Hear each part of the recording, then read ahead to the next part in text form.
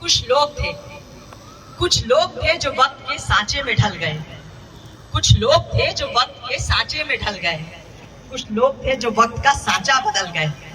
नमस्कार, मैं डॉक्टर राधिका खरबंदा आज डॉक्टर अंबेडकर जी की 52 जयंती पर आप सभी का हार्दिक अभिनंदन करती हूँ।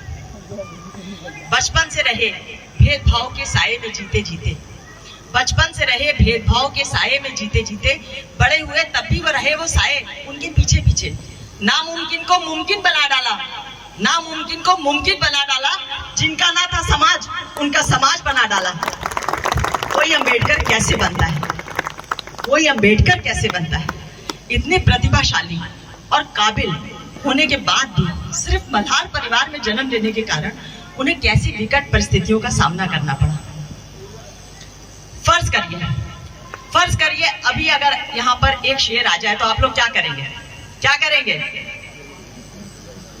भाग करके अपनी जान बचाएंगे, फिजिकली अपने आप को बचाएंगे।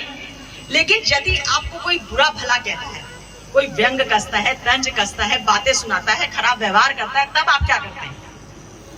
तब भी आप अपने आप को साइकोलॉजिकली सेटिस्फाइड करते हैं। उसके कई तरीके होते हैं। जैसे मान लीजिए किसी का एग्जाम खराब हो गया, मूड ऑफ है, अरे एग्जामिनर ने पेपर ही सही नहीं बनाया, paper he out of syllabus था, अंगूर खट्टे हैं, नाच न जाने आंगन टेढ़ा, रैशनलाइजेशन। डिफेंस मैकेनिज्म की ऐसी कई सारी टेक्निक्स होती हैं, प्रोजेक्शन, डिस्प्लेसमेंट, और सबसे कॉमन जो हमारे समाज में डिफेंस मैकेनिज्म की टेक्निक है वो है डिस्प्लेसमेंट।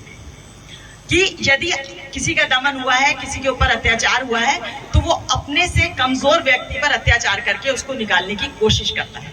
जैसे ऑफिस में बॉस ने डांटा कर्मचारी को, मेल मेंबर को, वो घर आया, उसने बीबी पे गुस्सा उतार दिया, होता है ना? बीबी ने अपने बच्चे को मार दिया, बच्चे ने अपने टॉय को पटक दिया, यह है डिस्प्लेसमेंट।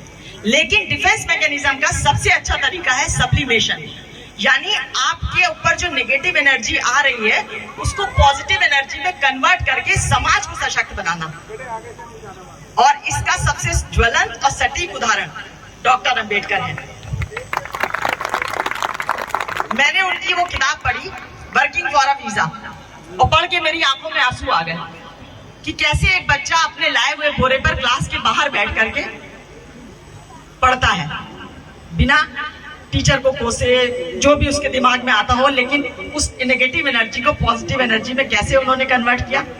उस स्कूल में घंटों उन्हें प्यासे रहना पड़ता था, जहां का चपरासी अगर चला जाता था तो उन्हें पानी पीने को, नल खोलने को अनुमति नहीं होती थी।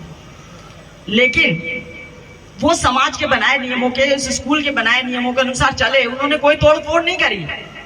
लेकिन आज उनके बनाए हुए नियमों पे पूरा देश चल रहा है।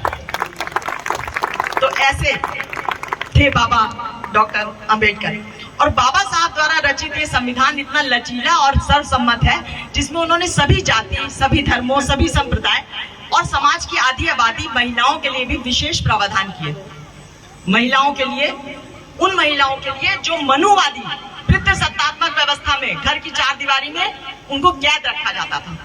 उन्होंने वोटिंग राइट्स की बात करी, उन्होंने वर्किंग राइट्स की बात करी महिलाओं के, उन्होंने महिलाओं के शिक्षा की बात करी, और सबसे बड़ी बात उन्होंने महिलाओं के अपने पैरों पे खड़े होने की बात करी।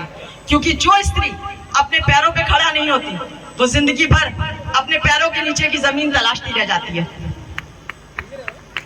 और इसके साथ ही उन्होंने कहा कि जाति कोई दीवार नहीं है ईंटों की, ये कोई कांटों का तार नहीं है कि जिसमें हम उलझ करके रह जाएं, एक दूसरे से मिल ना पाए।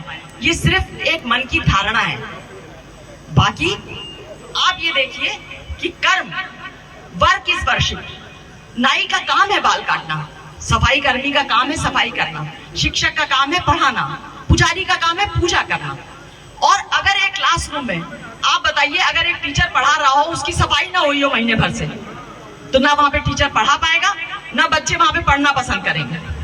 हर एक के काम की वैल्यू है, हर एक के काम की अहमियत है। हम अपने काम को ईमानदारी से करें, अपने काम को पूजें, क्योंकि कर्म ही संसार में पहचान दिलाता है। कर्म ही संसार में पहचान दिलाता है, और कर्म के द्वारा ही, कर्म योगी ही संसार में पूजा जाता है। Thank you.